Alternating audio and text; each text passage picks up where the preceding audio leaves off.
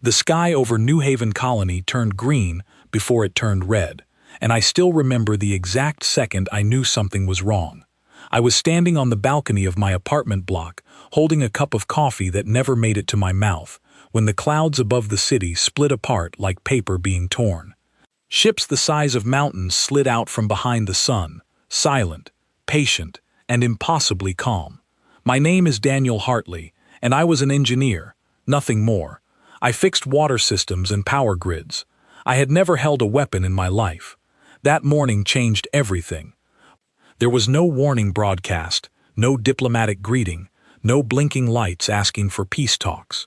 One moment the market square below me was full of people buying bread and vegetables, laughing, complaining about the weather, living their small, ordinary lives. The next moment, a beam of light came down from the largest ship and swept across 3 blocks like a hand wiping crumbs off a table. The screaming started before the light even finished moving.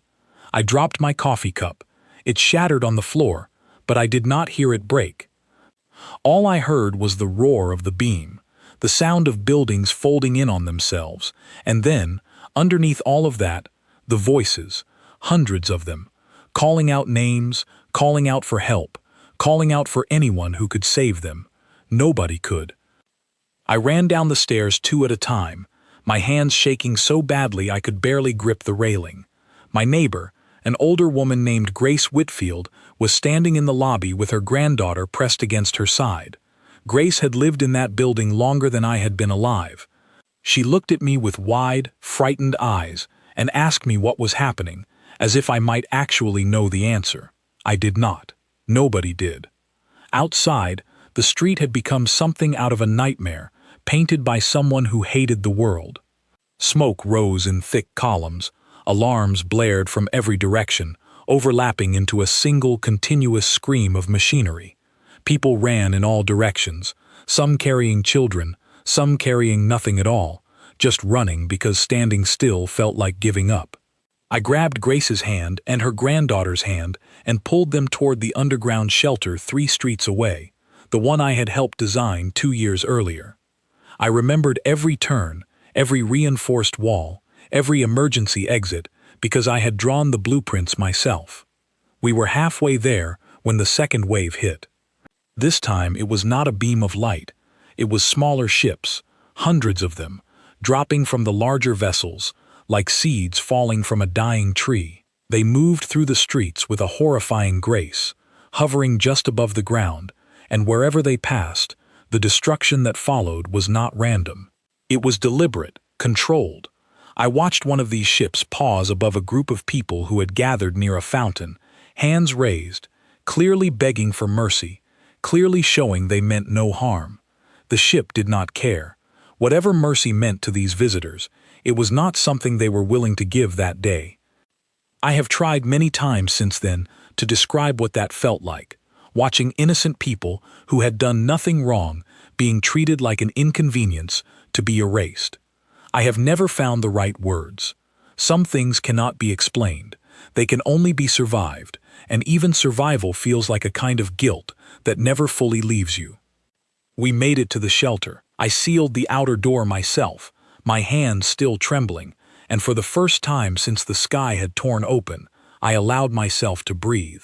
Inside, the shelter was already filling with people. Families huddled together. Children cried into their parents' shoulders. An old man sat alone in the corner, staring at nothing, his lips moving silently, perhaps praying, perhaps simply trying to make sense of a world that no longer made sense. Grace sat down heavily on a bench and pulled her granddaughter into her lap, whispering that everything would be fine, even though we both knew she had no way of promising that. I found a maintenance terminal near the back of the shelter and pulled up the external cameras, the ones I had installed for exactly this kind of emergency, though I had imagined fires or storms, never this. What I saw on those screens burned itself into my memory forever. The invaders were not simply attacking military targets or government buildings. They were moving through residential areas, through schools, through hospitals, systematically and without hesitation. It was not chaos. It was a message. Later, we would learn the truth about that message, though at the time, none of us understood it. The species responsible for the attack called themselves the Krivith Dominion, an ancient and powerful civilization that had expanded across dozens of star systems by using exactly this tactic. They would strike hard and fast at a chosen population, causing as much visible suffering as possible, and then broadcast that suffering across every communication channel the target species used. The idea was simple, and in their long history, remarkably effective. Show a civilization what will happen if they resist, and that civilization will lay down its weapons before a single shot is fired in anger. Fear, to the Krivith, was simply a more efficient weapon than war. They had studied us, or so we later discovered, for nearly a decade before making contact. They had watched our news broadcasts, our entertainment, our endless political disagreements and divisions, and they had drawn a conclusion. Humanity, they believed, was fragmented, soft, and unwilling to unite against a common threat. They believed that a single, brutal demonstration would be enough to bring 7 billion people to their knees, begging for terms, offering whatever resources or territory the Dominion demanded. It was, without question, the single greatest miscalculation in their long and bloody history of conquest. But I did not know any of that yet.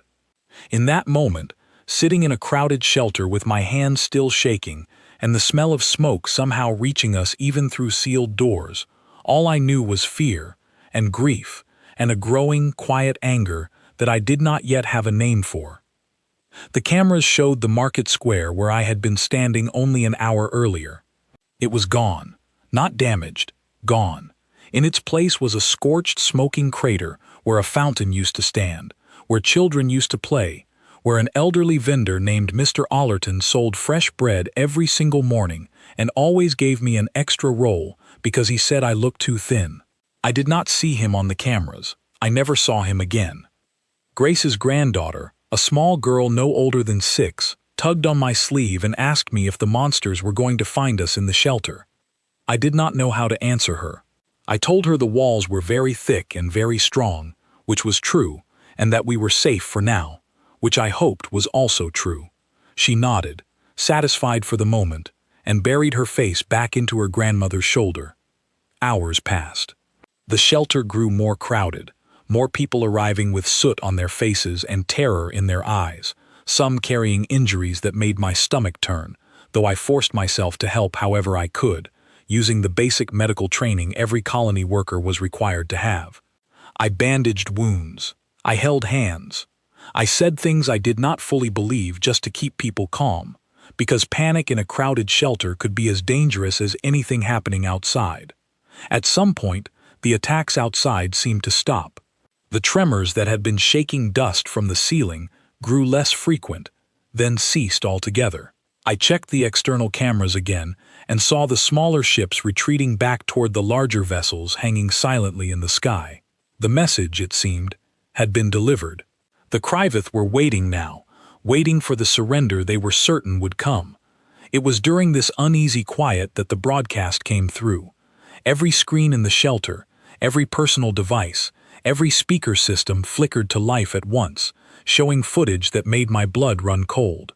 It was our own city, our own destroyed streets, played back to us with cold, clinical precision, as if the Dominion wanted to make absolutely certain we understood exactly what had been done and exactly what could happen again. Following the footage came a voice, translated into flawless, emotionless human language, offering terms.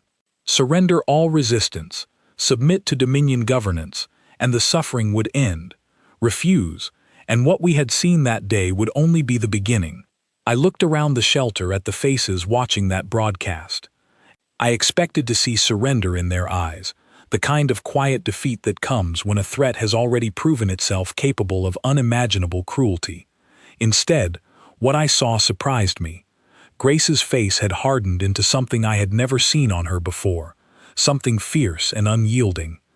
The old man who had been silently praying in the corner was no longer praying. He was staring at the screen with clenched fists. Even the children, too young to fully understand the words being spoken, seemed to sense that something had shifted in the room, that the fear was slowly, quietly, being replaced by something else entirely.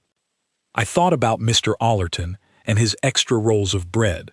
I thought about the families I had seen running through the streets, the ones I could not save, the ones the light had taken before I even had the chance to warn them.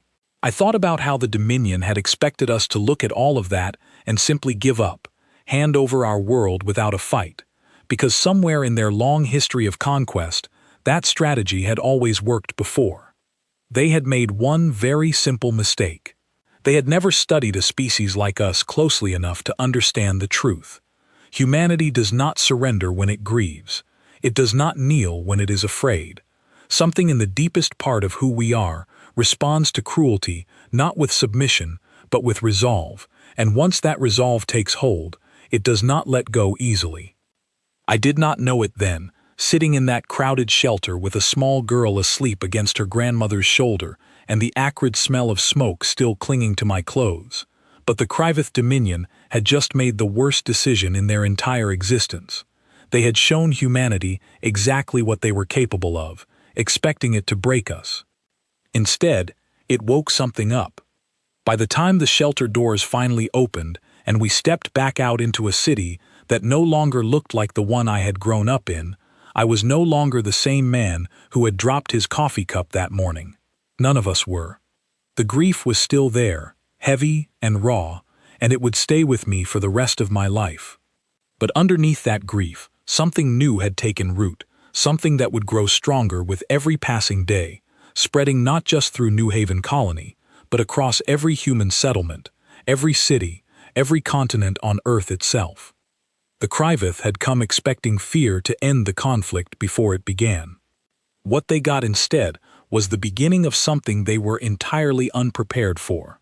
News of what happened at New Haven Colony reached Earth within hours, and from Earth it spread to every other human settlement scattered across the solar system and beyond. I did not understand the scale of what I had witnessed until 3 days later, when a transport ship finally arrived to evacuate survivors, and a soldier named Nathan Cole sat beside me during the journey and told me the truth. New Haven had not been alone. 6 other colonies had received the exact same visit from the Kryvith Dominion, all struck within the same 12-hour period, all broadcast across every human network simultaneously. The Dominion had not simply wanted to break one city. They had wanted to break an entire species all at once, delivering a single unified message of terror so overwhelming that no government, no military, no ordinary citizen would even consider the idea of resistance. Nathan was a broad-shouldered man with tired eyes and a calm voice that seemed strange coming from someone who had clearly seen far too much in far too short a time. He told me he had been part of a rapid response unit sent to assist evacuation efforts, though by the time his unit arrived, there had been very little left to do except help people like me climb aboard transport ships and try to process what remained of their lives. He asked me what I had done before the attack, and when I told him I was an engineer, something in his expression changed, a kind of quiet calculation, as if he were already imagining a use for that particular skill in whatever came next. I did not think much of it at the time. I was still numb, still replaying the sound of that first beam tearing through the market square over and over in my mind, still seeing Mr. Allerton's empty bread stall every time I closed my eyes. Grief has a way of making the world feel very small and very far away, even when enormous events are unfolding all around you. But the world was not standing still, even if my own mind felt frozen. By the time our transport ship reached Earth orbit, I began to understand just how wrong the Kryvith Dominion had been about us.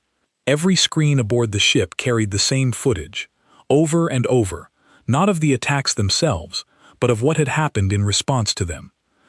Governments that had spent decades locked in disputes over borders, resources, and old grievances were suddenly speaking with a single voice. Military forces that had once viewed each other with suspicion were combining their command structures within days. Private companies that competed fiercely for profit were now sharing their most valuable technology freely, without hesitation, without contracts, because everyone understood, almost instinctively, that survival now depended on unity rather than competition.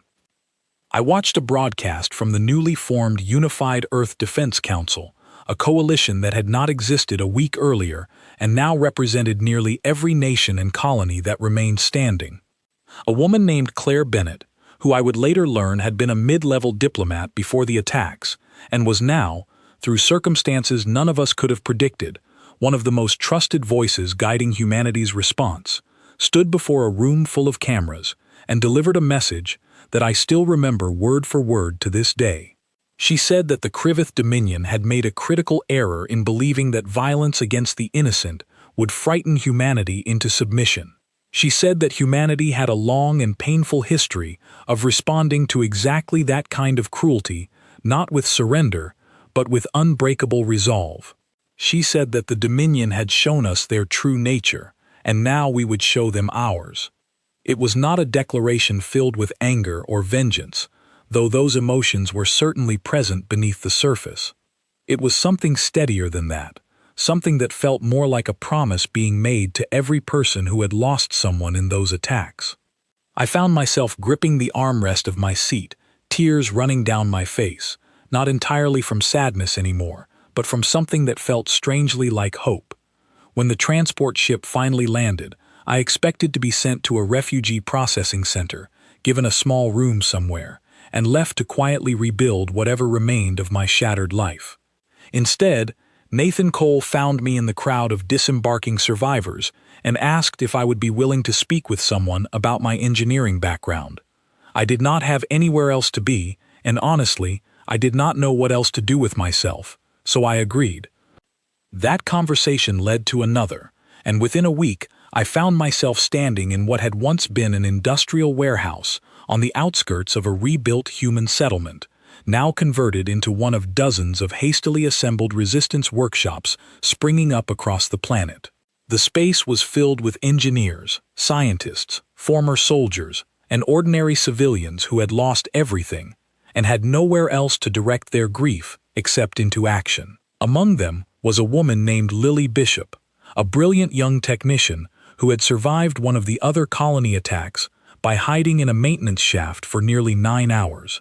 She had lost her entire family that day, yet somehow she approached every problem in that workshop with a fierce, focused energy that inspired everyone around her. Lily became something like a friend to me in those early weeks, though friendship felt like a strange word for the bond that forms between people who have survived the same kind of horror. We did not talk much about what we had lost. We simply worked, side by side, taking apart pieces of technology recovered from the attack sites, studying fragments of Krivith equipment that had been left behind, trying to understand an enemy that had, until recently, existed only as a distant and terrifying myth. The pieces we studied told us a great deal about the Dominion, even in their broken, incomplete state. Their technology was advanced, certainly more advanced than anything humanity had developed on our own, but it was not unknowable. It followed logical principles, principles that could be studied, understood, and eventually countered.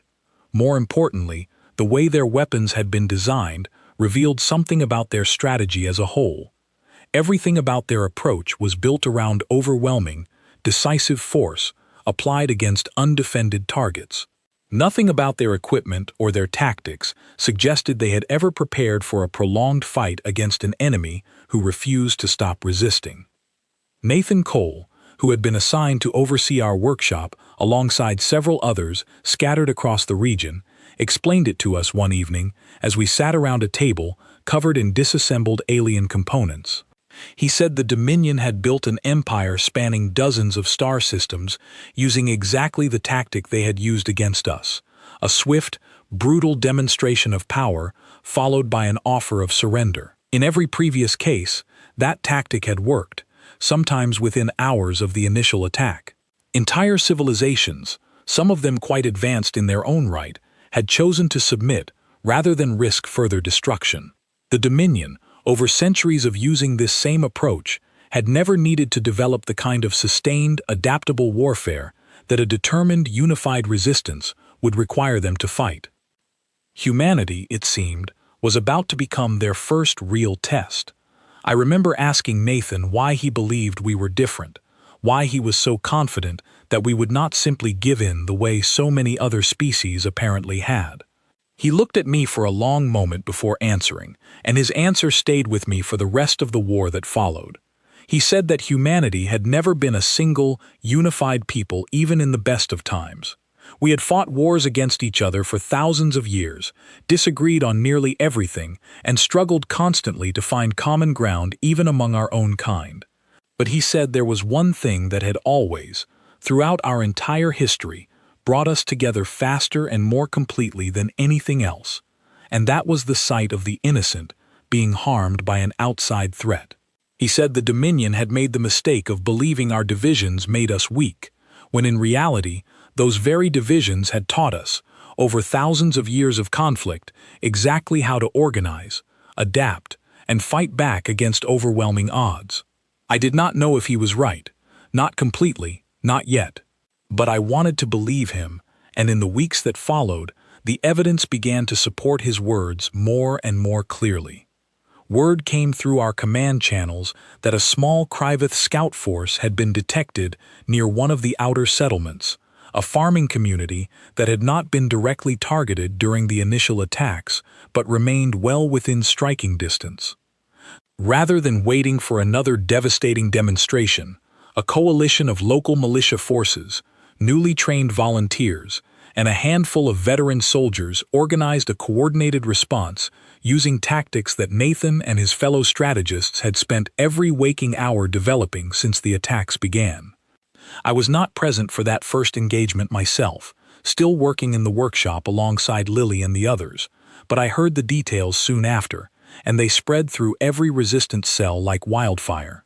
The Kryvith Scout Force, expecting no meaningful resistance from a small agricultural settlement, approached with the same casual confidence that had defined their initial assault on New Haven and the other colonies. What they found instead was a coordinated ambush, using improvised weapons built from repurposed farming equipment, disabled communication jamming devices that blinded their coordination systems, and small mobile teams that struck quickly and disappeared before any organized counterattack could be launched. The engagement was small in scale compared to what had come before, but its significance was enormous. For the first time since the Dominion had arrived, a human force had directly confronted their soldiers and forced them to retreat, taking losses they had clearly not anticipated. It was not a decisive victory in the grand scheme of the war that was clearly coming, but it proved something vital. The Kryvith Dominion could be fought, they could be hurt, and most importantly, they could be surprised, because nothing in their long history of conquest had prepared them for an enemy who responded to devastation not with despair, but with defiance. When word of that first victory reached our workshop, I watched Lily Bishop, a woman who had spent 9 hours hiding in a maintenance shaft while her entire family was taken from her, allow herself a small, tired smile for the first time since I had met her. It was not joy. Not exactly. It was something quieter and more determined than that. It was the feeling of grief finding a direction, of loss transforming slowly, painfully, into purpose. I felt that same transformation happening within myself as the weeks continued. The engineer who had once spent his days fixing water pipes and power grids was slowly being replaced by someone new, someone who understood that the skills I had spent years developing could now be turned toward a very different kind of work. I began designing modified equipment specifically intended to counter Kryvith technology, drawing on the fragments we had recovered and the growing intelligence being gathered from engagements happening across the planet and beyond. Every improvement felt like a small piece of the grief I carried being channeled into something that might actually matter. The Dominion, meanwhile, seemed slow to recognize the shift happening beneath them. Reports continued to describe their forces operating with the same overconfidence that had defined their initial assault, treating scattered incidents of resistance as isolated, insignificant events rather than the early signs of a much larger storm gathering strength. They had come to our world expecting fear to end the conflict within days. Instead, weeks had passed, and humanity had not only refused to surrender, but had begun, quietly and steadily, to organize itself into something the Dominion had never encountered before in all their centuries of conquest. A species that grew stronger the more it suffered. I did not know, in those early weeks, just how far that strength would eventually take us, or how much more we would all have to endure before the war reached its end. But I remember standing in that converted warehouse one evening, looking out over dozens of exhausted, grieving, determined faces working late into the night, and feeling something I had not expected to feel again after everything I had witnessed on the day the sky over New Haven turned red. I felt proud. Not of what had been done to us, never that, but proud of what we were choosing to become because of it. 3 months after the attack on New Haven, I found myself standing in a reinforced bunker, deep beneath what remained of a former research facility, staring through a thick viewing panel at something I never imagined I would see up close. A living member of the Krevith Dominion, captured during a raid on one of their smaller outposts, sat motionless in a containment cell on the other side of the glass. Its skin had a faint, almost metallic sheen to it, shifting color slightly depending on the angle of the light, and its eyes, dark and unblinking, seemed to track every movement in the observation room with unsettling precision. Nathan Cole stood beside me, arms crossed, watching the creature with the same careful, calculating expression he wore during every strategic briefing. The raid that had captured this prisoner had been led by a unit under the command of a former colonial security officer named Peter Lang, a quiet, methodical man who had lost his entire precinct during the initial attacks and had spent every day since dedicating himself to understanding exactly how the Dominion operated. It was Peter's careful planning, using intelligence gathered from months of smaller engagements, that had allowed a strike team to infiltrate an outpost, disable its defenses, and extract a live prisoner along with a substantial amount of intact technology. I had been asked to join the observation team because of my growing expertise in Krevith systems, built from months of studying salvaged fragments in the workshop. Lily Bishop stood on my other side, her arms folded tightly across her chest, studying the creature with an intensity that told me she was thinking about her family, even though she did not say a word. The interrogation, when it began, was conducted using a translation device our engineers had painstakingly assembled from recovered Dominion communication technology combined with human linguistic analysis. It was not perfect, and the responses we received were often fragmented or delayed, but over the following hours, a picture began to emerge that confirmed much of what we had already suspected, while revealing details that changed the way we understood the entire war. The prisoner, when finally willing to speak, identified itself using a designation that translated roughly to a rank within a military structure rather than a personal name, suggesting a culture where individual identity mattered far less than function and duty. It explained, with what I can only describe as genuine confusion, why the Dominion had expected humanity to surrender so quickly. According to the creature, the tactic used against New Haven and the other colonies had been employed successfully against no fewer than 37 other civilizations throughout Dominion history. In every single case, the demonstration of overwhelming, indiscriminate force had been enough to convince the targeted population that resistance was pointless, and formal surrender had followed within days, sometimes within hours. Peter Lang, standing at the front of the room, asked the question that had been on all of our minds since the beginning. He asked why the Dominion believed such a tactic would work on a species they had supposedly studied for years before making contact. The prisoner's answer, translated slowly and imperfectly through our makeshift device, revealed the depth of their miscalculation. They had studied our media, our politics, our public disagreements, and had concluded that humanity lacked the unity necessary to mount any meaningful, sustained resistance.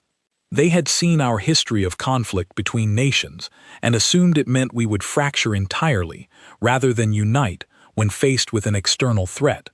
They had never anticipated that our long history of internal conflict had, in fact, prepared us exceptionally well for exactly this kind of situation. I remember feeling a strange mixture of anger and something almost like satisfaction as I listened to that explanation. The Dominion had looked at humanity's flaws, our arguments, our divisions, our messy, complicated history, and had mistaken all of it for weakness. They had never considered that those very same qualities, forged over thousands of years of surviving our own conflicts, might instead be the foundation of a resilience they had never encountered in any of their previous conquests. Over the following days, as the interrogation continued and our engineers worked around the clock analyzing the captured technology, we began piecing together a far more complete picture of the Dominion's military structure and strategic doctrine. Their forces were organized around rapid, decisive strikes intended to end conflicts as quickly as possible, minimizing the resources and time required for what they viewed as an inevitable outcome. Their ships, while powerful, were not designed for prolonged engagement against a determined, adaptable enemy. Their soldiers, though well-trained, had little experience with guerrilla tactics or asymmetric warfare, because in every previous conflict, such prolonged resistance had simply never materialized. This information became the foundation for everything that followed. Claire Bennett, still serving as one of the leading voices within the Unified Earth Defense Council, called for an emergency gathering of military strategists, engineers, and community leaders from across every human settlement that remained in contact with the growing resistance network. I was invited to attend as part of the technical team, a fact that still felt strange to me every time I thought about it. Months earlier, I had been an ordinary engineer fixing water systems. Now I was sitting in rooms where the future of humanity was being decided. The gathering took place in a hardened underground facility that had once served as a research center before the war began. Representatives from dozens of settlements arrived, some traveling for days through dangerous territory to attend, all driven by the same shared understanding that isolated resistance, however successful in small skirmishes, would not be enough to secure humanity's long-term survival. What we needed, everyone agreed, was a coordinated strategy that could exploit the very weaknesses we had discovered in the Dominion's approach to warfare. Nathan Cole presented much of the military analysis, drawing on data gathered from the growing number of engagements happening across human territory. He explained that the Dominion's overwhelming advantage lay in direct, large-scale confrontation, exactly the kind of battle their technology and training were designed to dominate. Their weakness, however, lay in their complete lack of experience dealing with decentralized, adaptable resistance that refused to present a single, easily targeted front. Every time human forces struck using small, mobile units and then dispersed before a counterattack could be organized, the Dominion's response grew slower and less coordinated, as if their entire military doctrine simply had no framework for handling an enemy that would not stand still and fight on their terms. Peter Lang spoke next, detailing the successful raid that had captured the prisoner and the technology we now possessed. He explained that the captured equipment, combined with human engineering knowledge, was already being used to develop countermeasures against Dominion weapons and communication systems. Lily Bishop, sitting beside me, was called upon to describe some of the specific technical breakthroughs our workshop had achieved, including a jamming device capable of disrupting Dominion coordination systems within a limited radius, something that had already proven decisive in several smaller engagements. I found myself asked to speak as well, describing modifications I had helped design for repurposing civilian infrastructure into defensive systems, turning water treatment facilities and power stations into fortified positions capable of withstanding limited Dominion assaults. It felt strange, standing before that room full of exhausted, determined faces, describing work that had grown directly out of the grief I still carried from the day New Haven burned. But it also felt necessary, as if every small contribution was another piece of a much larger structure being built, brick by brick, out of loss and determination. The gathering continued for 3 full days, with strategies debated, refined, and eventually agreed upon through a process that reminded me, in some strange way, of exactly the kind of messy, argumentative unity that Nathan had described weeks earlier. Representatives from different settlements had different priorities, different resources, different fears about what risks were acceptable and which were not. But beneath all of that disagreement ran a single, unshakable thread of shared purpose that had not existed before the attacks, and that thread held everything together even when individual voices grew loud and frustrated. By the end of those 3 days, a plan had taken shape, one that would require months of preparation but promised, for the first time since the war began, the possibility of a decisive counteroffensive rather than simply reactive defense. The plan relied heavily on everything we had learned from the captured prisoner and the salvage technology, exploiting the Dominion's inexperience with sustained, decentralized resistance, while gradually building toward larger, coordinated strikes against their most vulnerable positions. In the months that followed, life across human territory transformed in ways that would have seemed impossible before the war began. Former rivals worked side by side in shared workshops. Resources were pooled and distributed based on need rather than profit or national boundary.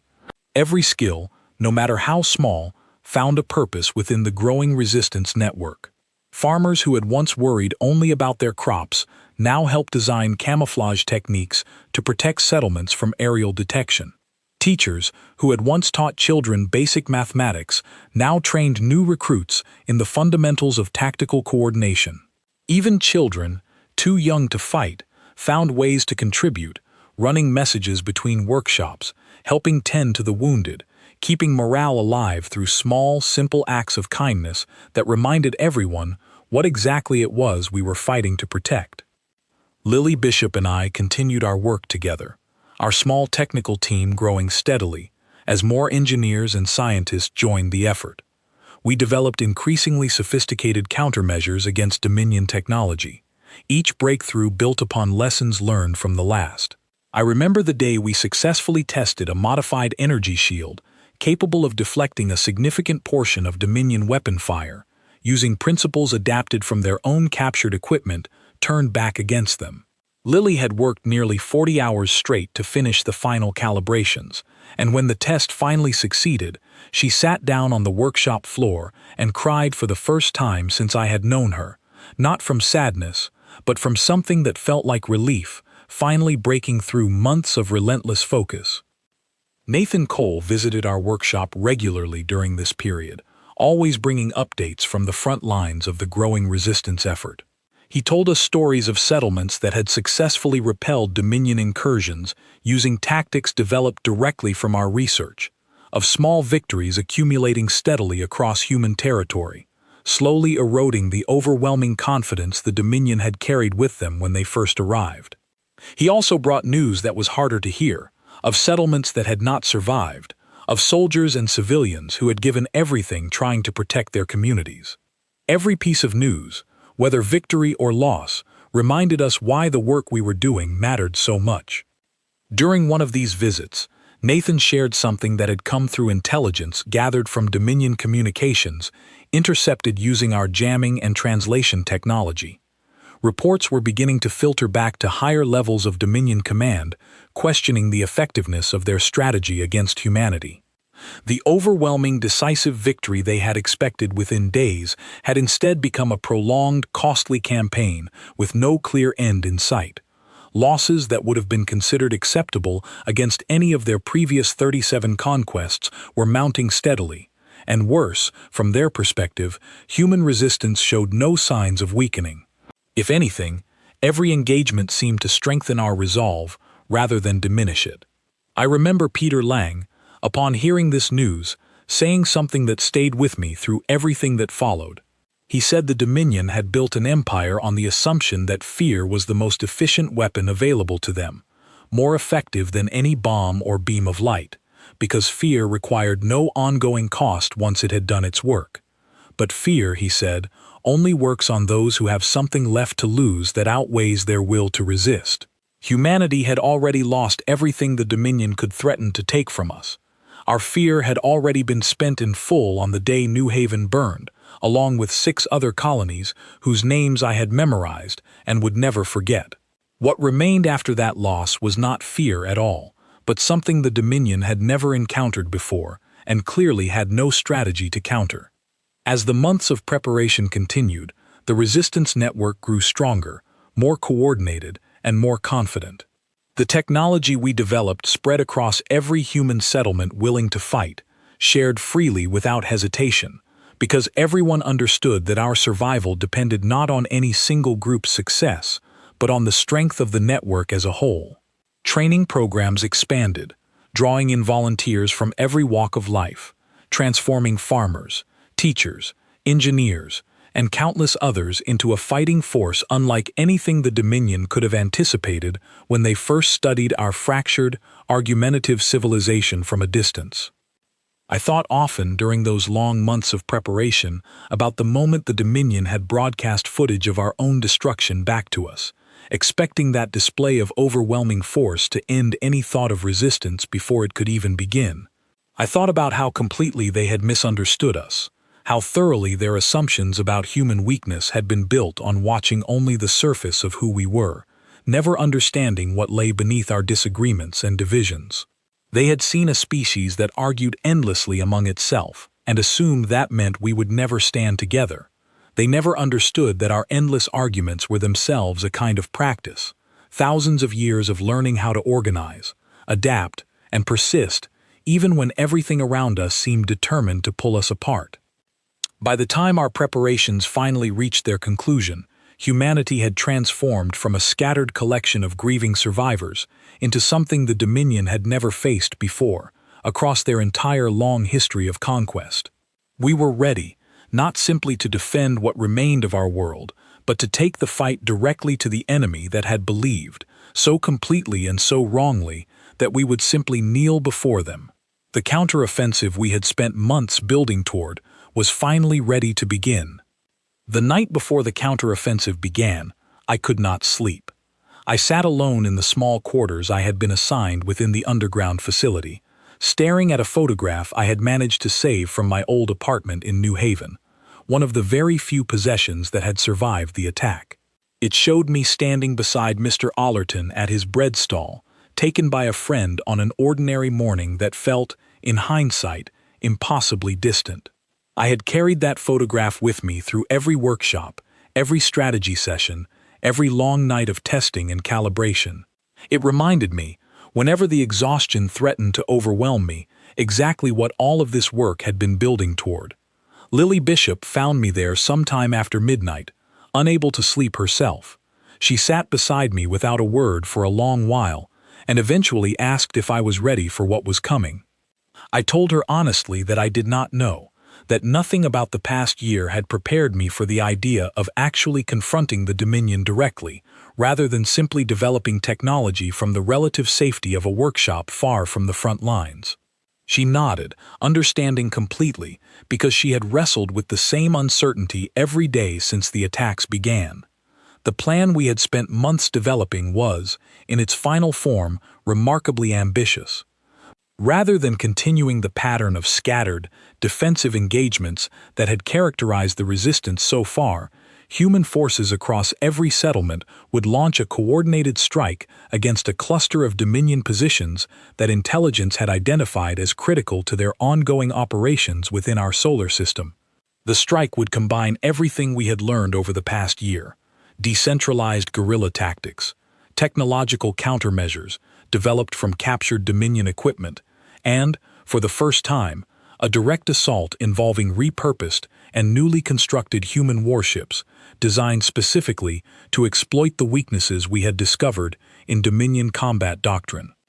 Nathan Cole would be leading one of the primary strike teams, and Peter Lang another, while Claire Bennett coordinated the overall operation from the command center, managing the flow of information and resources across dozens of simultaneous engagements happening throughout the region.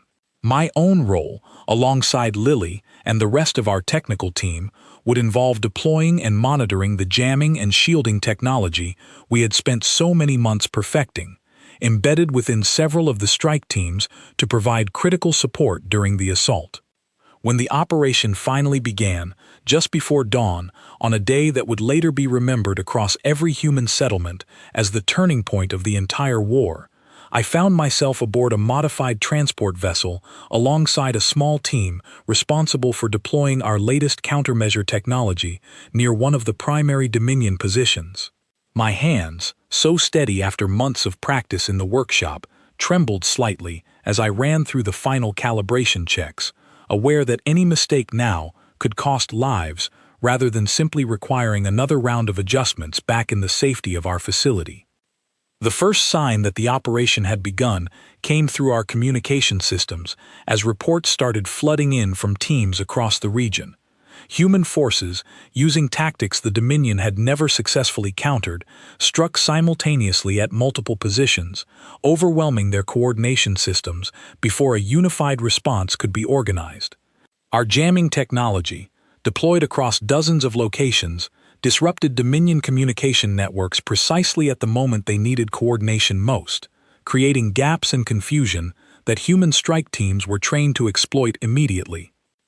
I watched through the transport vessel's viewing panel as the sky above our position lit up with the distinctive glow of Dominion weapon fire, answered almost immediately by the sharper, more controlled bursts of human countermeasures.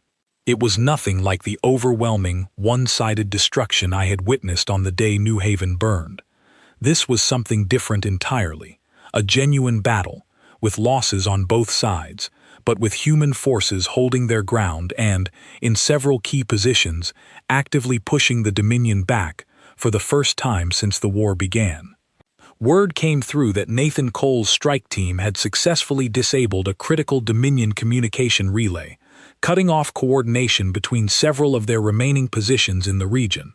Peter Lang's team, meanwhile, had captured a forward supply depot, securing equipment and resources that would prove valuable for the continuing campaign.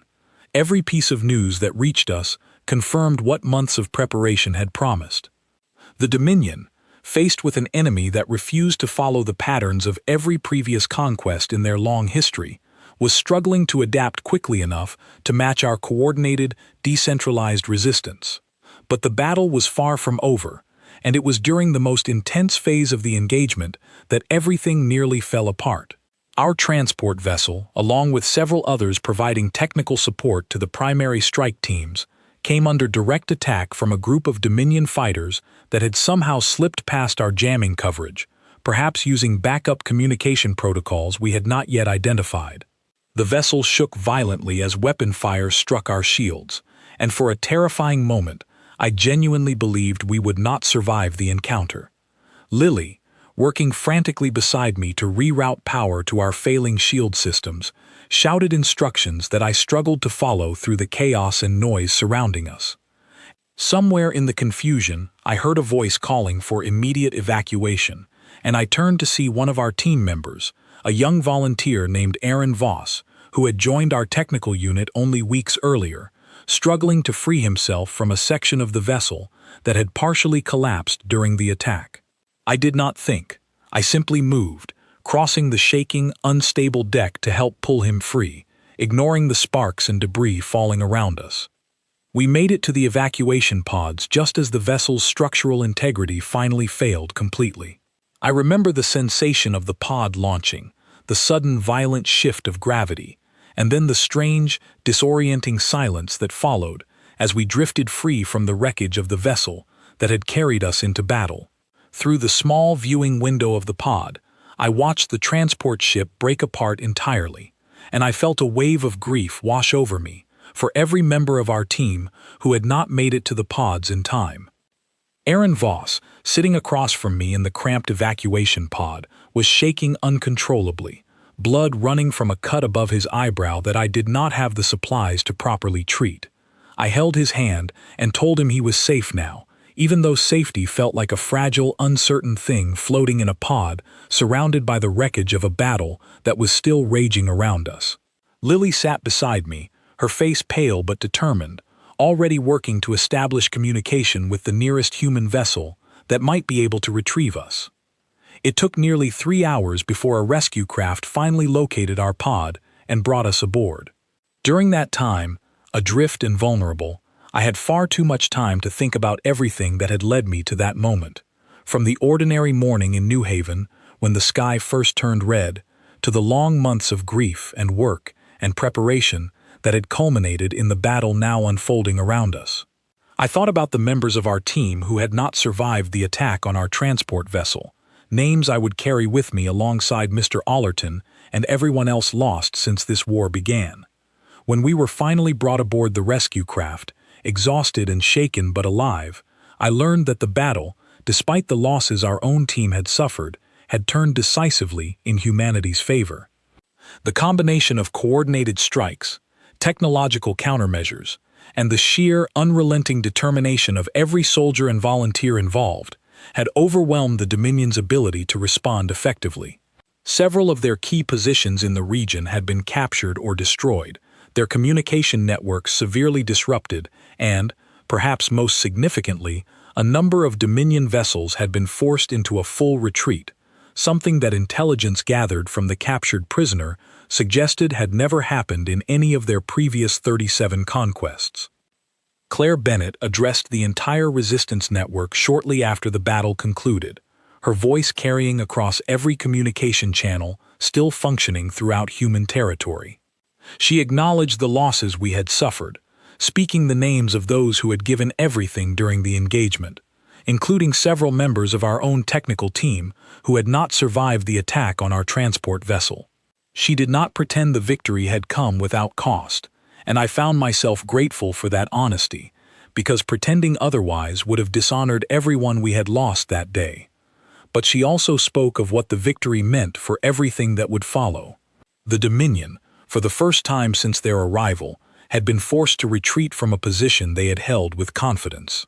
Their overwhelming certainty that humanity would eventually break under pressure, the same certainty that had led them to broadcast footage of our own destruction back to us months earlier, had been directly and decisively challenged.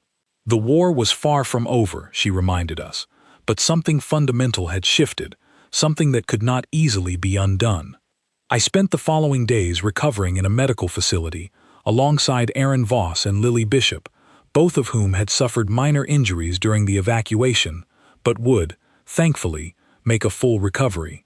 Nathan Cole visited us during that time, his own uniform still marked with the evidence of the battle he had led, and he told us, with a quiet pride that I had rarely seen him express, that the operation had exceeded even the most optimistic projections our strategists had developed during months of planning. He also told us something that stayed with me through everything that followed. Intelligence gathered from intercepted Dominion communications suggested that reports of the defeat had reached far beyond the immediate region, traveling back toward the core of their empire, carrying with them the first serious questions about whether their long-standing strategy of conquest through fear and overwhelming force could continue to succeed against an enemy that simply refused to follow the pattern every previous civilization had followed before them.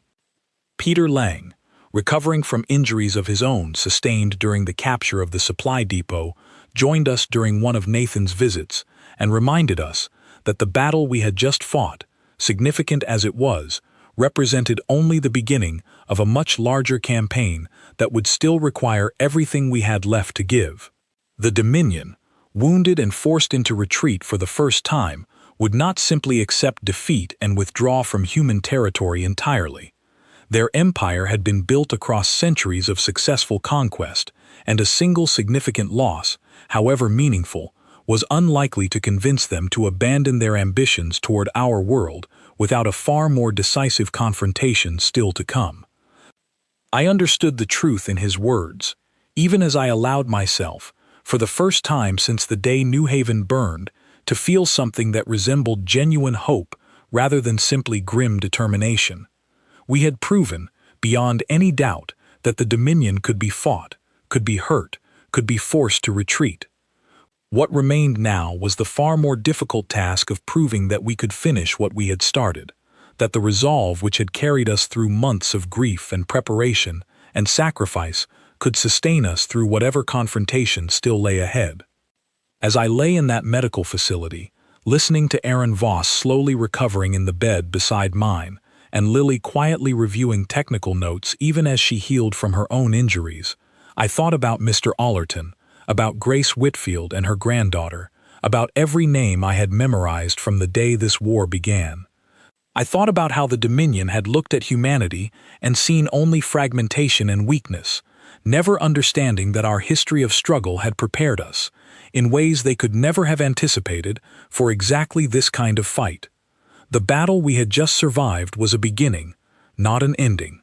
But it was a beginning built on proof rather than hope alone, proof that the species the Kryvith Dominion had expected to surrender without a fight was instead capable of standing its ground, adapting, and striking back with a strength that grew rather than diminished with every loss we endured.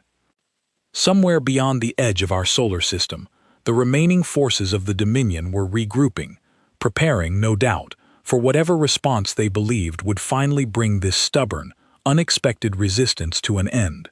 They still did not fully understand what they were facing. They would learn, in time, exactly how wrong their assumptions about humanity had been from the very beginning. The final confrontation, we all understood, was still ahead of us. But for the first time since the sky over New Haven turned red, I found myself believing, with quiet, unshakable certainty, that when that confrontation finally arrived, humanity would be ready to meet it. 6 months after the battle that had forced the First Dominion retreat, intelligence gathered from a network of listening posts scattered across human territory confirmed what many of us had feared and expected in equal measure. The Kryvith Dominion was preparing a massive counterstrike, drawing reinforcements from other regions of their empire, determined to end the conflict on our world once and for all, rather than allow the embarrassment of their earlier defeat to stand unanswered. Reports suggested that a fleet far larger than anything they had committed to the initial attacks was gathering just beyond the edge of our solar system, commanded by a figure whose designation translated roughly to something meaning enforcer of final judgment. I had changed a great deal in the months since that first battle, and so had everyone around me. The workshop where Lily Bishop and I had once labored over salvaged fragments of alien technology had grown into a sprawling network of interconnected facilities spanning multiple settlements, staffed by hundreds of engineers, scientists, and volunteers who had dedicated themselves entirely to the ongoing war effort. Aaron Voss, who I had pulled from the wreckage of our transport vessel during that first major engagement, had recovered fully from his injuries and had become one of our most skilled technicians, specializing in the increasingly sophisticated countermeasures we continued developing against Dominion technology. Nathan Cole had risen to a position of significant command within the Unified Earth Defense Council's military structure, overseeing much of the strategic planning for what everyone understood would be the decisive confrontation of the entire war. Peter Lang commanded one of the largest coordinated strike forces humanity had ever assembled, drawing volunteers from settlements across the solar system who had spent the past year training relentlessly for exactly this moment. Claire Bennett continued to serve as one of the primary voices coordinating the overall human response, her calm, steady leadership having become a source of stability throughout months of uncertainty and sacrifice. When word finally came that the Dominion fleet had begun its approach toward Earth, the response across human territory was unlike anything I had witnessed since the war began. There was fear, certainly, an honest and understandable fear given the scale of the force bearing down upon us. But underneath that fear ran something far stronger, a resolve that had been forged through more than a year of grief, sacrifice, and hard-won victories. Every settlement, every workshop, every training facility mobilized with a sense of purpose that left no room for hesitation or doubt about what needed to be done. I was called to join the primary command center alongside Lily and several other senior members of our technical division, tasked with overseeing the deployment of our most advanced countermeasure systems during what promised to be the largest and most significant battle humanity had ever fought. The command center itself had been constructed deep within a heavily fortified facility, drawing on lessons learned from every previous engagement to create a coordination hub capable of managing the complex decentralized strategy that had proven so effective against the Dominion throughout the war. As the Dominion fleet drew closer, intelligence gathered from intercepted communications revealed the scale of what we were facing. Hundreds of vessels, ranging from smaller fighter craft to massive capital ships far larger than anything deployed during the initial attacks, formed a force clearly intended to overwhelm any resistance through sheer numbers and firepower. At the center of this fleet, according to our intelligence, traveled the flagship of the commander, who had been given personal responsibility for ending humanity's resistance, a Dominion officer whose reputation, gathered through fragments of intercepted communication, suggested a level of ruthlessness that had made them particularly effective throughout the Empire's long history of conquest. Nathan Cole gathered the senior command staff, myself included, for a final briefing before the battle began. He laid out the strategy we had spent months refining, one that relied heavily on everything we had learned about the Dominion's weaknesses throughout the war. Rather than attempting to meet the massive fleet in a single, direct confrontation where their overwhelming numbers and firepower would prove decisive, human forces would employ a carefully coordinated strategy of dispersal, deception, and precisely targeted strikes designed to exploit the same lack of adaptability that had cost the Dominion so dearly in every previous engagement. Our jamming and shielding technology, refined and improved continuously throughout the months since that first major battle, would play a critical role in disrupting Dominion coordination at key moments during the engagement.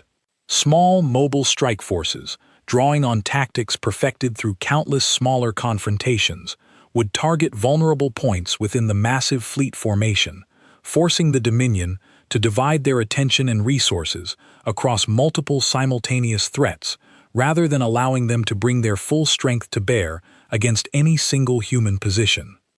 I remember the tension in that briefing room, the weight of everything that depended on the strategy we had spent so long developing. Lily sat beside me, her hands steady despite everything at stake, and I found myself drawing strength from her calm determination, just as I had so many times throughout the past year. Aaron Voss, sitting nearby, caught my eye and gave a small, confident nod, a gesture that reminded me how far we had all come since the day I had pulled him from the wreckage of that first battle. The engagement began at dawn, the Dominion fleet entering the outer edges of our solar system with the same overwhelming confidence that had characterized their approach since the very beginning of the war. What they encountered, however, was nothing like the disorganized, fragmented resistance their initial assumptions about humanity had led them to expect. Instead, they found a coordinated, adaptable defense network that seemed to anticipate their movements with unsettling precision, striking at vulnerable points within their formation before disappearing back into the vastness of space, only to strike again from an entirely different direction moments later. I watched from the command center as reports flooded in from across the battle, tracking the progress of dozens of simultaneous engagements happening throughout the region. Peter Lang's forces struck at the flanks of the Dominion fleet, drawing significant portions of their firepower away from the main formation. Nathan Cole coordinated a series of precisely timed strikes against key support vessels within the fleet, disrupting their supply and communication networks at critical moments throughout the battle. Our jamming technology, deployed strategically throughout the engagement, created gaps in Dominion coordination that human forces exploited with a precision born of months of careful planning and practice. Every time the Dominion attempted to concentrate their forces against a single human position, that position would disperse and strike elsewhere, forcing them to constantly adjust their strategy against an enemy that simply refused to fight the kind of battle their doctrine had prepared them for. Hours into the engagement, as the battle raged across the outer reaches of our solar system, intelligence intercepted from Dominion communications revealed growing frustration and confusion within their command structure. The overwhelming force they had brought to finally crush human resistance was instead being worn down steadily, engagement by engagement, by an enemy that adapted faster than they could respond.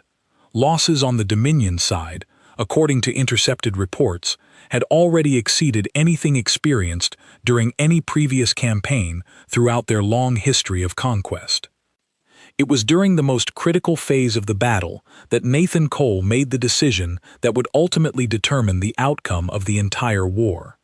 Intelligence had identified a brief window of vulnerability within the formation surrounding the Dominion flagship, created by the constant, coordinated pressure human forces had applied throughout the engagement. Nathan proposed a direct strike against the flagship itself, a bold and dangerous move that would require concentrating a significant portion of our remaining forces against the most heavily defended position within the entire Dominion fleet. The risk was enormous, and everyone in the command center understood exactly what was at stake. A failed strike could leave our forces dangerously exposed, potentially turning the tide of the battle back in the Dominion's favor, after months of careful strategy had brought us this close to a decisive victory. But Nathan argued, with the same quiet confidence that had guided so much of our strategy throughout the war, that the opportunity before us was unlikely to present itself again, and that the commander leading this fleet represented exactly the kind of centralized authority that, if removed, could throw the remaining Dominion forces into the same confusion and disarray that had characterized every previous engagement where their coordination had broken down. Claire Bennett gave the final authorization, and Peter Lang, along with a carefully selected strike force, began the dangerous approach toward the Dominion flagship, supported by every countermeasure and coordination technology our engineers had developed throughout the war. I watched from the command center, my hands gripping the edge of my console, as reports of the strike began coming through in fragments, the communication channels crackling with static from the intense electronic warfare unfolding throughout that region of the battle. The strike force encountered fierce resistance as they approached the flagship, Dominion defenses concentrating everything they had against this unexpected and audacious assault on their command structure. For several agonizing minutes, communication with Peter Lang's team went silent entirely, and I found myself holding my breath alongside everyone else in the command center, uncertain whether the strategy we had risked everything on had succeeded or had instead led our forces into a devastating trap. When communication finally returned, the news that came through changed the course of the entire war. Peter Lang's strike force had successfully breached the flagship's defenses, disabling its primary systems and forcing the Dominion commander into a position where continued resistance offered no viable path to victory. Faced with the loss of their command vessel and mounting losses throughout the rest of the fleet, the remaining Dominion forces began a coordinated withdrawal, retreating from human territory in a manner that intelligence confirmed had never occurred in any of their previous campaigns throughout their long, unbroken history of conquest. The command center erupted into a mixture of exhausted relief and quiet, overwhelming emotion as reports confirmed the scale of the victory. I found myself standing beside Lily, both of us too stunned and too tired to fully process what had just happened, watching as Claire Bennett addressed the entire resistance network, her voice carrying across every communication channel throughout human territory, announcing that the Dominion fleet had begun a full retreat from our solar system.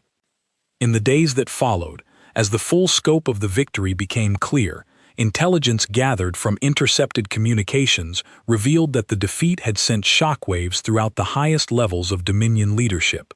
The empire that had conquered 37 civilizations through fear and overwhelming force had, for the first time in their long history, encountered a species that refused to break under pressure, that grew stronger rather than weaker with every loss endured, and that had ultimately proven capable of defeating them decisively on the battlefield. Formal communication eventually arrived from what remained of the Dominion command structure, no longer carrying the confident, dismissive tone that had characterized their initial ultimatum so many months earlier. Instead, the message acknowledged, with what I imagine was considerable difficulty given their history of conquest, that humanity had proven itself an adversary unlike any they had previously encountered, and proposed terms for a formal cessation of hostilities that recognized human sovereignty over our own territory, terms that stood in stark, almost unbelievable contrast to the surrender they had originally demanded on the very first day of the war. Claire Bennett, along with representatives from across every human settlement that had contributed to the resistance effort, negotiated the final terms of that agreement over the following weeks, terms that would be remembered throughout human history as the moment our species proved, beyond any doubt, that we would not simply accept subjugation from any power, however overwhelming it might initially appear. I stood among the crowd gathered at the primary command facility on the day the formal agreement was finally signed, surrounded by faces I had come to know throughout the long months of the war. Lily Bishop stood beside me, along with Aaron Voss, both of them, like me, forever changed by everything we had endured and everything we had ultimately accomplished together. Nathan Cole and Peter Lang stood nearby, exhausted but standing tall, their leadership having guided humanity through the most difficult and decisive confrontation in our entire history. I thought in that moment about everyone we had lost throughout the war, about Mr. Allerton and his extra rolls of bread, about the members of our technical team who had not survived the attack on our transport vessel during that first major battle, about every name I had carried with me since the day the sky over New Haven first turned red. Their loss would never stop hurting, not completely, not ever, but their loss had also become part of something larger, part of a resolve that had carried humanity through impossible odds and had ultimately secured a future that, on that terrible first day, had seemed almost certainly lost. The Kryvith Dominion had arrived at our world believing that a single, brutal demonstration of overwhelming force would be enough to bring an entire species to its knees, following a pattern that had proven successful across 37 previous conquests throughout their long history. They had studied our divisions, our disagreements, our messy and complicated history of internal conflict, and had concluded, with complete and unwavering confidence, that we lacked the unity necessary to mount any meaningful resistance against them. They had been wrong, completely and decisively wrong, in a way that would echo throughout the rest of their empire's history, as a lesson about the dangers of underestimating an adversary they had never truly taken the time to understand. Humanity had not surrendered when faced with unimaginable loss and grief. We had instead transformed that grief into purpose, that purpose into strategy, and that strategy into a resistance capable of standing against and ultimately defeating a power that had never before encountered a species willing to fight for as long and as fiercely as we had proven ourselves capable of fighting. As the formal agreement was finally signed, securing humanity's future and our sovereignty over the territory we had fought so hard to protect, I found myself thinking not about vengeance or triumph, but about everything we had built together throughout the darkest months of our history. The workshops where strangers had become closest friends, the settlements that had set aside old rivalries to stand together against a common threat, the countless small acts of courage and sacrifice that had, together, proven far stronger than any weapon the Dominion had brought against us. The Kryvith Dominion had come to slaughter what they believed was a fractured, easily broken humanity, expecting our surrender within days. Instead, they had awakened something within us that had been there all along, waiting, perhaps, for exactly this kind of trial to reveal itself fully. They had learned, through months of costly and humbling defeat, exactly what it meant to threaten a species that had spent its entire history learning, through countless struggles and conflicts of its own, precisely how to endure, adapt, and ultimately triumph against odds that had once seemed impossible to overcome. Humanity had not been broken. We had been forged into something stronger than anyone, including ourselves, had ever truly understood we were capable of becoming.